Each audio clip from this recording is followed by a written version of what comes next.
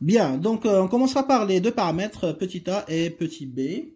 Très bien, alors que représente le paramètre a? Alors petit a représente en fait la quantité, d'accord, de capital nécessaire pour produire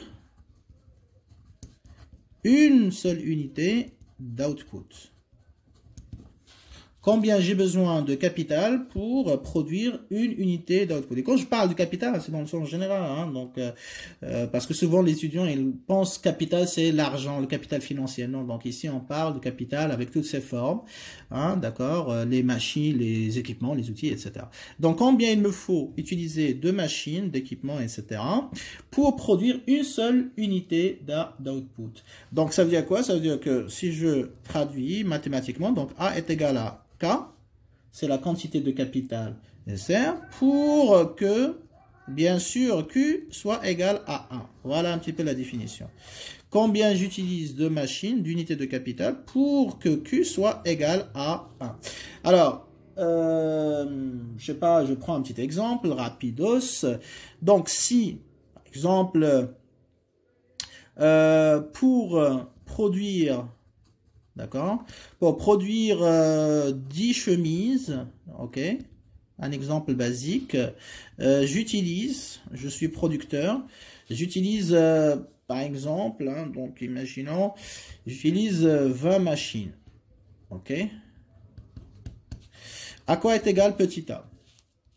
Donc ici, pour produire 10 chemises, c'est-à-dire pour Q est égal à 10, donc, la quantité de capital que j'utilise, c'est-à-dire les machines, est égale à 20, n'est-ce pas? Voilà.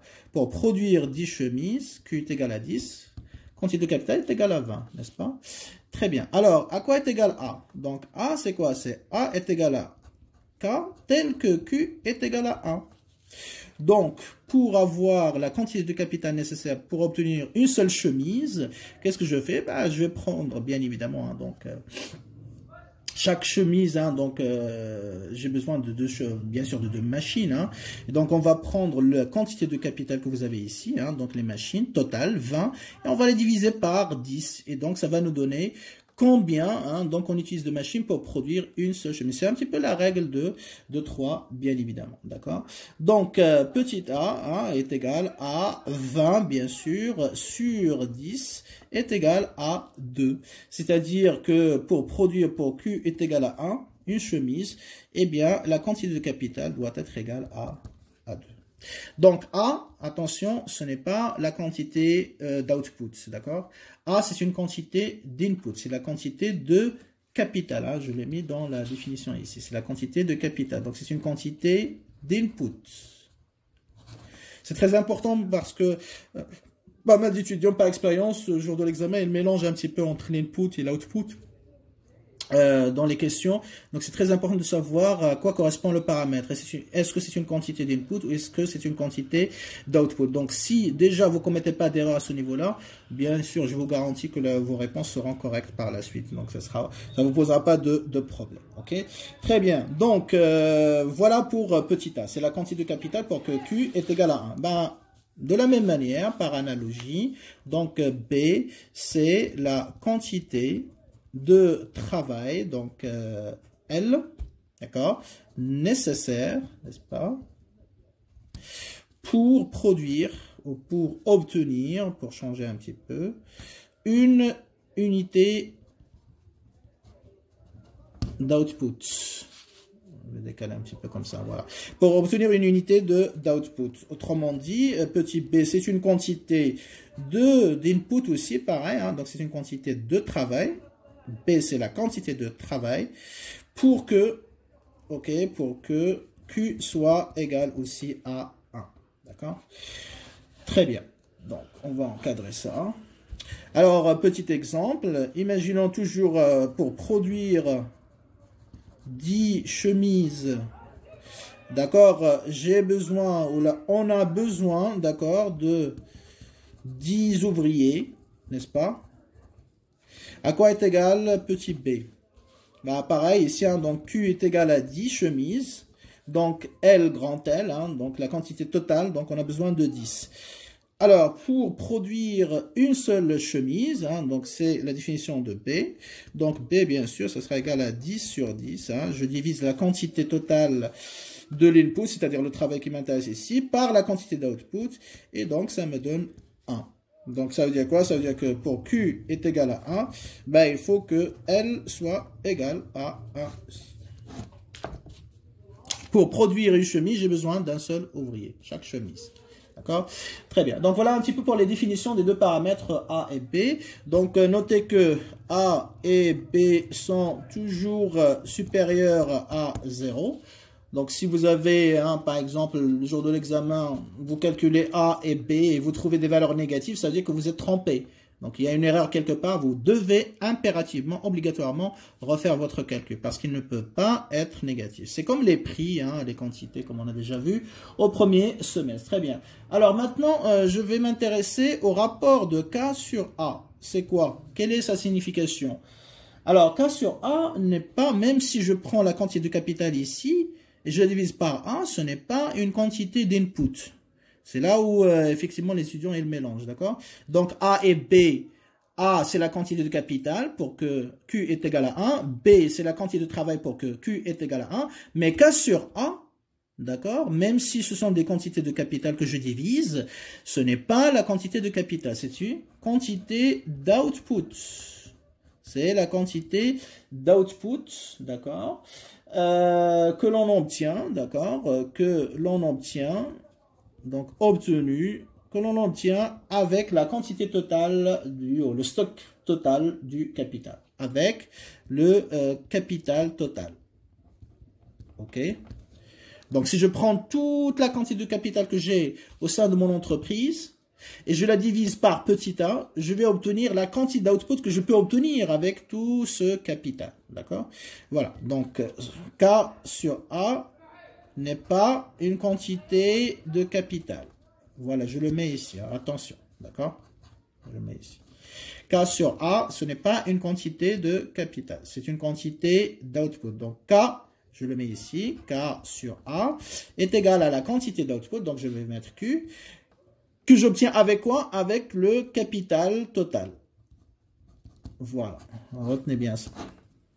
Comme ça, vous n'allez pas vous tromper le jour de l'examen. Donc, K sur A, c'est la quantité d'output que j'obtiens avec tout le capital disponible dans l'entreprise. D'accord?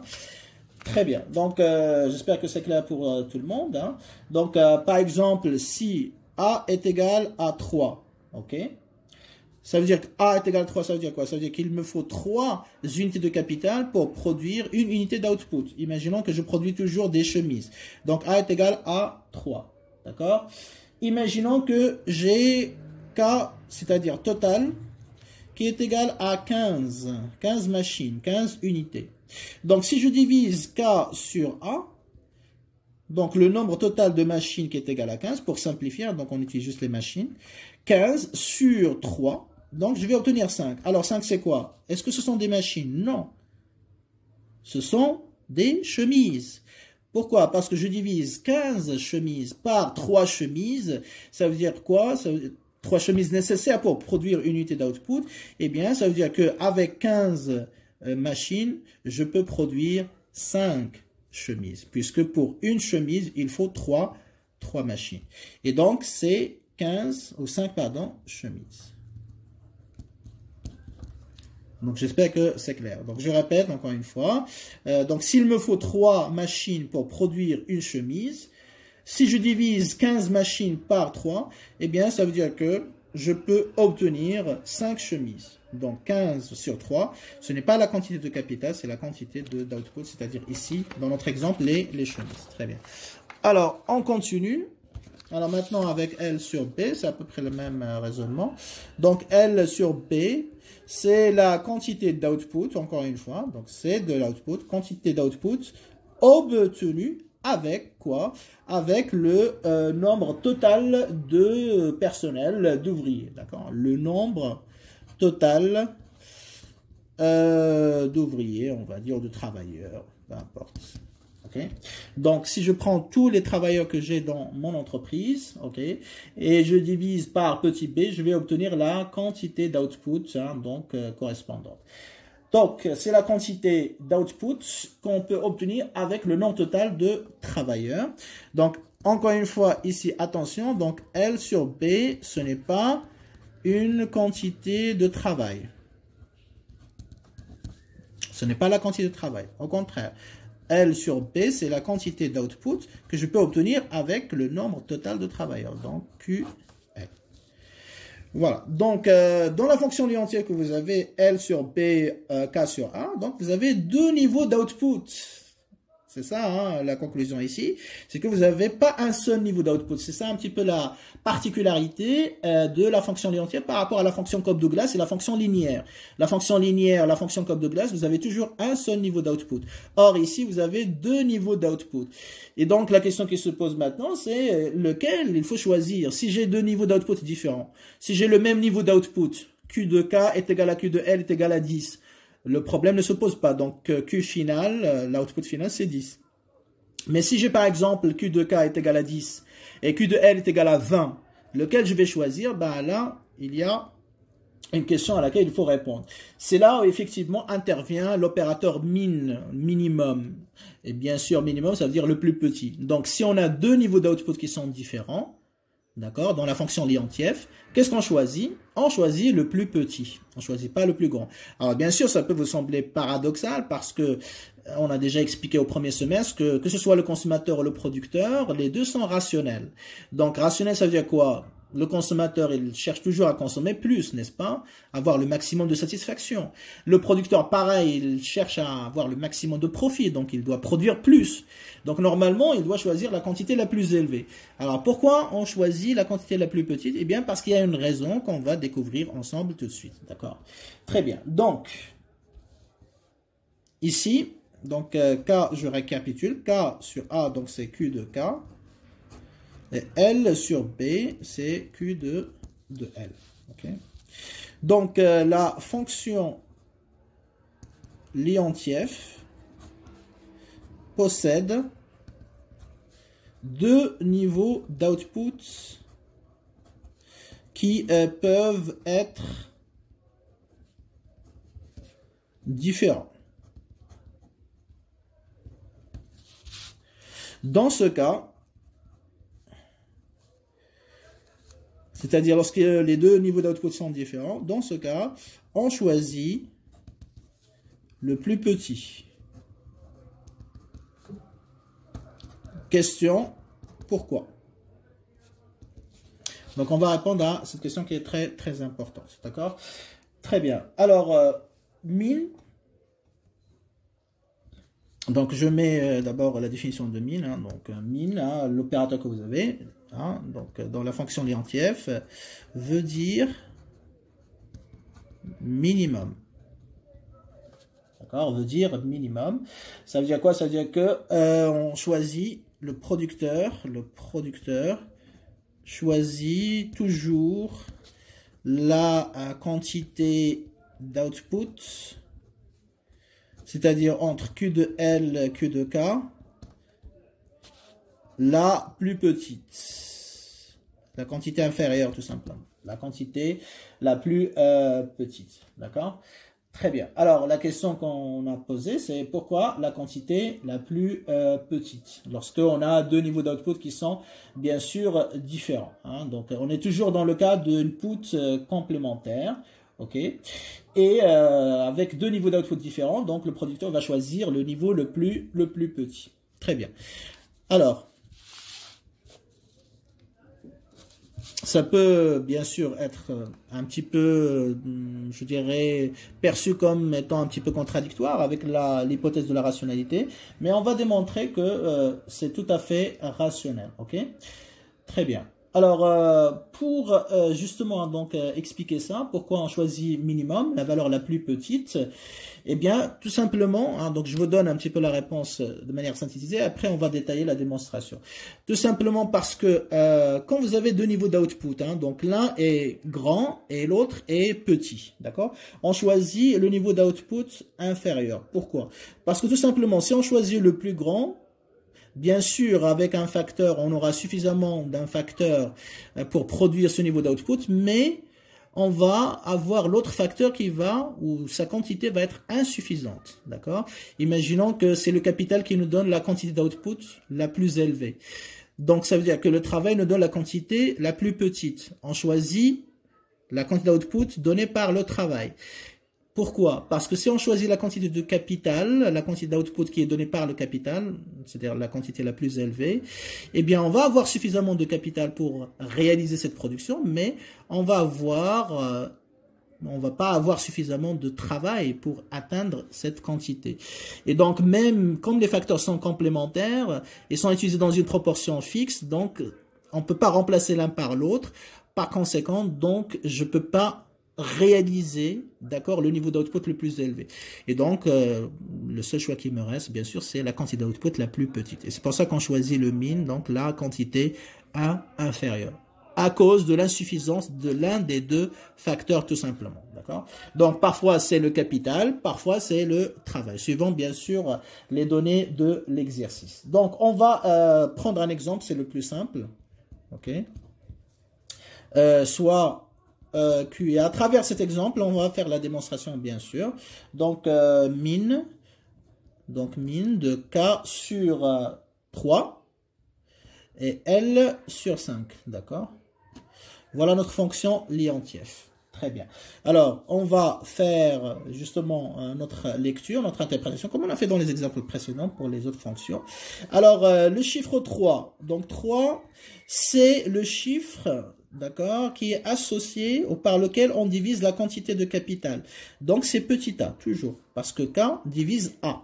Et donc, A, ici, il est remplacé par 3. Donc, 3 est égal à 1. Donc, ça veut dire quoi? C'est la quantité, ok, c'est la quantité A. Excusez-moi. A, donc, c'est la quantité de capital nécessaire, comme on a dit, hein, donc, pour que Q est égal à 1. Autrement dit, pour Q est égal à 1, il faut que K soit égal à 3. Pour produire une unité d'output, il faut que j'utilise 3 unités de capital. Voilà la signification. Le chiffre 5, donc c'est petit b. Ça veut dire quoi? Ça veut dire que B, c'est la quantité de travail pour que, n'est-ce pas, Q, on obtient une unité d'output. Donc, pour obtenir une unité d'output, il faut utiliser 5 ouvriers. Ok? Très bien. Alors, K sur 3, c'est quoi? C'est la quantité d'output que je peux obtenir avec la totalité du capital, la totalité des machines. Donc, c'est QK. L sur 5, donc c'est la quantité d'output que je peux obtenir avec la totalité des ouvriers. Donc, c'est Q, fonction de L. Très bien. Alors, maintenant, donc on va voir deux cas. Le cas où on a le même niveau d'output, c'est-à-dire que j'ai la quantité d'output identique que j'utilise le capital ou le travail, ou enfin le capital et le travail. Donc c'est le même niveau d'output. Et on va voir le deuxième scénario, c'est-à-dire lorsque la quantité de capital Q de K est différente de Q de L. Alors, premier cas, donc imaginons que le producteur possède, donc dispose de, on va dire, 60 machines, donc qui représenteront le capital. Toujours, je simplifie, hein, donc, parce que le capital, il n'y a pas que les machines, on est bien d'accord. 60 machines et 100 ouvriers. Pareil, hein, donc le travail, il n'y a pas que des ouvriers, il y a des cadres, des ingénieurs, etc. Donc, on a 60 machines et 100 travailleurs. Quelle est la quantité d'output maximale? À quoi est égal Qmax? D'accord? Très bien. Donc, Qmax ici. Pour la combinaison, hein, donc si vous voulez, hein, la combinaison, c'est la quantité de capital, donc 60, 100, est égal au min. Donc, je remplace hein, la fonction Liontiev. On a un facteur complémentaire, min, de K sur 3 et L sur 5. Je remplace, donc c'est min de K est égal à 60 sur 3. Et L, bien sûr, c'est 100 sur 5. Vous voyez, en termes mathématiques, c'est très facile parce que ça ne demande pas beaucoup de technique, hein, de calcul, etc. Donc, c'est le min, je remplace. 60 sur 3, c'est 20. Ça veut dire quoi? Vous voyez, hein, donc avec 60 machines, sachant que chaque 3 machines permettent d'obtenir unité d'output. Donc, avec 60 machines, je vais obtenir 20 unités d'output. Pareil, ici, 100 sur 5, ça fait 20. Donc, pour obtenir une unité d'output, j'utilise 5 ouvriers. J'ai 100 ouvriers, donc je vais obtenir 20 unités d'output. Donc, le min de 20, quelle est la valeur la plus petite? Ben, les deux sont égales, donc ce sera égal à 20. Donc là, vous voyez que lorsque Q, lorsque Q de L est égal à Q de K, d'accord? Eh bien, Q maximum, donc la quantité maximale d'output, est égale à Q de L, bien sûr, Q de K. Donc, c'est la même valeur, ça ne pose pas de problème. Okay? Le producteur n'a pas besoin de choisir. Okay? Donc, ça, c'est le cas le plus simple. Maintenant, hein, donc on va s'intéresser au cas le plus, je dirais, élaboré. Donc, on va changer un petit peu les données. Maintenant, calculons la quantité d'output maximale. Si le producteur, donc cette fois-ci, deuxième situation, le producteur possède, donc je vais changer la quantité de capital et la quantité de travail. Alors, supposons maintenant que le producteur possède, attendez, alors on va changer par rapport à la première situation. K est égal à 150, donc possède 150 machines, ou si vous voulez 150 unités de capital, et toujours 100 ouvriers. Donc on va garder le même nombre de travailleurs. D'accord? Très bien, donc ici ça veut dire quoi? K total est égal à 150, et L total, d'accord, est égal à 100. Très bien. Alors, à quoi est égale la quantité maximale de la combinaison 150, 100? Hein, donc, ça veut dire juste qu'on va utiliser 150 machines et 100 travailleurs. Donc, c'est le min, toujours, bien sûr. On remplace 150 divisé par 3 et 100 divisé par 5. Okay? Donc, ça nous donne le min, bien sûr, de 50 et 20. Donc, bien sûr, si je choisis la valeur la plus petite, donc je vais obtenir 20. Okay? La question qui se pose, c'est pourquoi on va choisir le producteur rationnel qui cherche à maximiser sa production, pourquoi il va choisir la valeur la plus petite. Donc, normalement, on va obtenir 20. Très bien. Pourquoi choisir 20? Très bien. Alors, ici, comme vous l'avez bien remarqué, on a deux niveaux d'output qui sont différents. Donc, le producteur, bien sûr, va choisir la valeur la plus petite, la quantité d'output la plus petite. Alors, pour démontrer qu'il faut choisir la valeur la plus petite, on va voir qu'est-ce qui se passe si le producteur il a choisi la quantité la plus élevée. On va montrer que dans ce cas-là, s'il choisit la quantité la plus élevée, c'est-à-dire au lieu de 20, il va choisir 50, il va avoir un problème, d'accord? C'est-à-dire le problème qu'on va démontrer, c'est que la production va être impossible, d'accord? Tout simplement. Donc, on va démontrer ça. C'est une démonstration par l'absurde. Donc, supposons que le producteur va choisir la quantité d'output la plus élevée et non pas la plus petite, comme il faut le faire. D'accord? Il a choisi la quantité la plus élevée. Ça veut dire qu'on a Q de K qui est égal à 50, ok, supérieur à Q de L qui est égal à 20. Donc Q choisi est égal à 50. Très bien.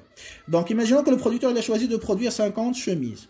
Donc, la question qui se pose maintenant, est-ce qu'il a les facteurs de production? Parce que le producteur ou l'entreprise, il ne suffit pas de choisir n'importe quelle quantité. Il faut être sûr de pouvoir la réaliser. Donc, pour savoir, il faut vérifier est-ce qu'on a la quantité des facteurs de production nécessaires. Très bien.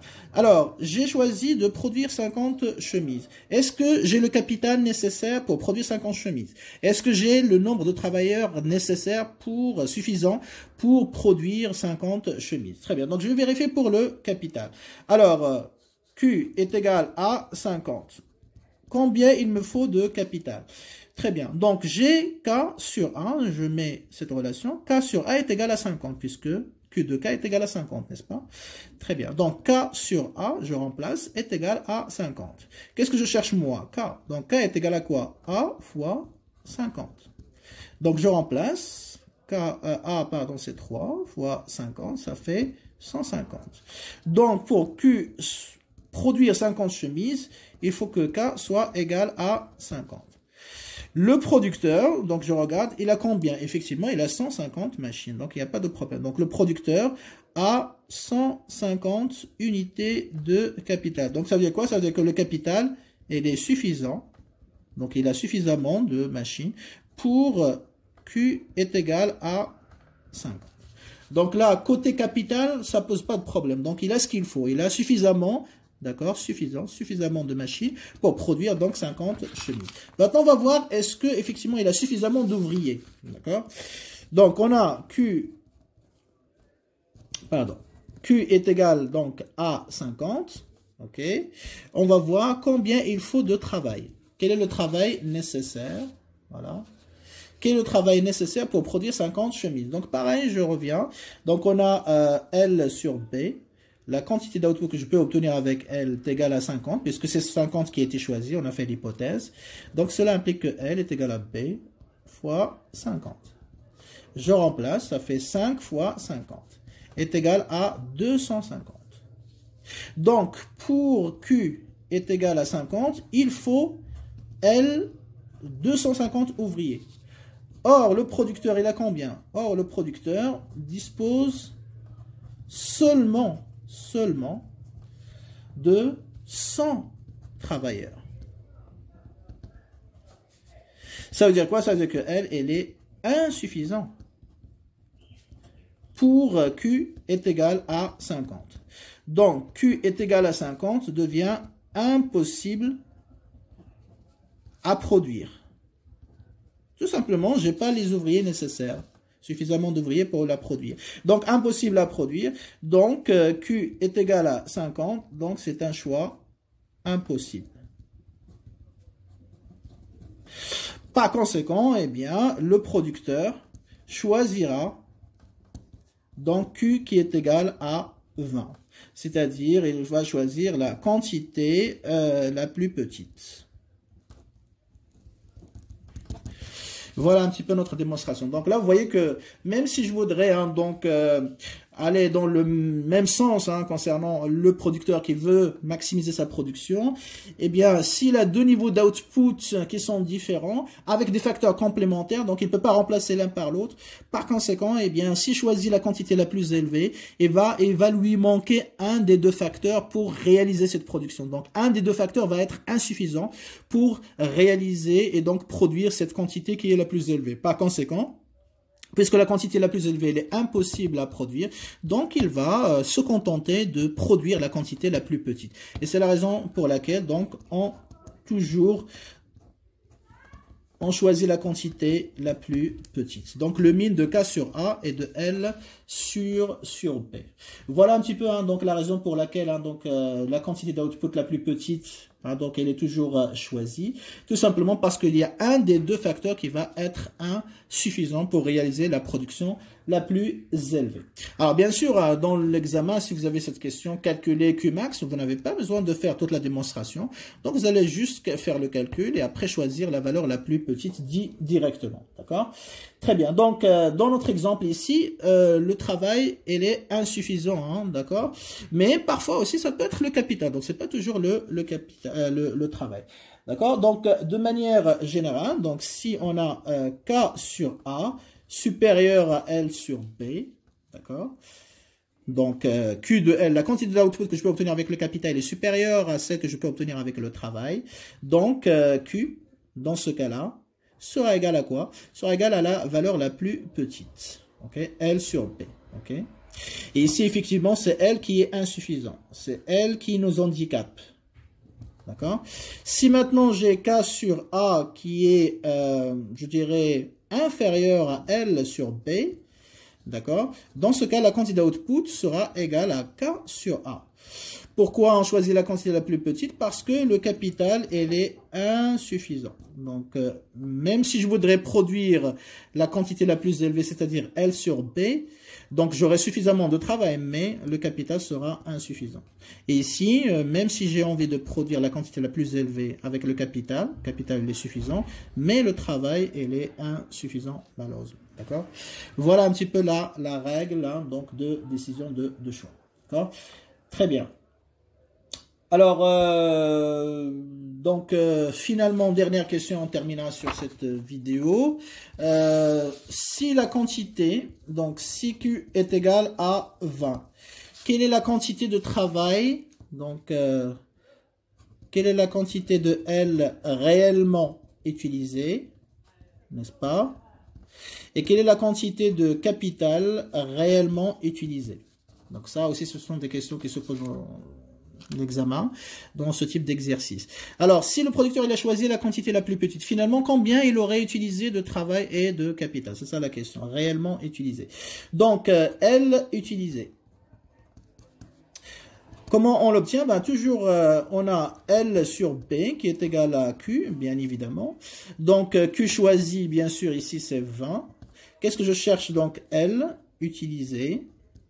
Donc, sera égal à B fois 20, tout simplement. Donc, 5 fois 20, c'est-à-dire 100. Donc, pour produire 20 unités d'output, le producteur, il a utilisé réellement 100 ouvriers. Alors, K utilisé, ben, pareil. Donc, on revient à la formule K sur A, qui est égale à Q. Q est égal à 20, a été choisi. Donc, K est égal à A fois Q. Donc, A, c'est 3, n'est-ce pas, fois 20. Et donc, 60. Donc, réellement, le capital utilisé est égal à 60. Et donc, à quoi ça sert ça? Eh bien, à comparer, effectivement, hein, donc, est-ce que le travail a été totalement utilisé ou a été sous-utilisé ou sous-employé? Donc, qu'est-ce qu'on remarque? Donc, L total disponible est égal à 100, est égal à L utilisé. Donc, L, elle est utilisée à 100%, n'est-ce pas? Donc, on dit que L est pleinement employé.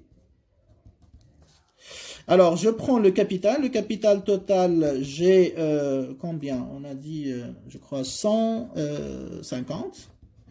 D'accord? Elle est supérieure à K utilisé, qui est égal seulement à quoi? C'est égal à 60. Donc, le capital n'a pas utilisé à 100%. On a utilisé juste 60, alors qu'on a 150. Donc, 90 machines n'ont pas été utilisées. Donc, on dit que K, elle est sous-employée. Voilà. Très bien. Donc, on arrête à ce niveau-là, cette deuxième partie. Et on va attaquer après les applications.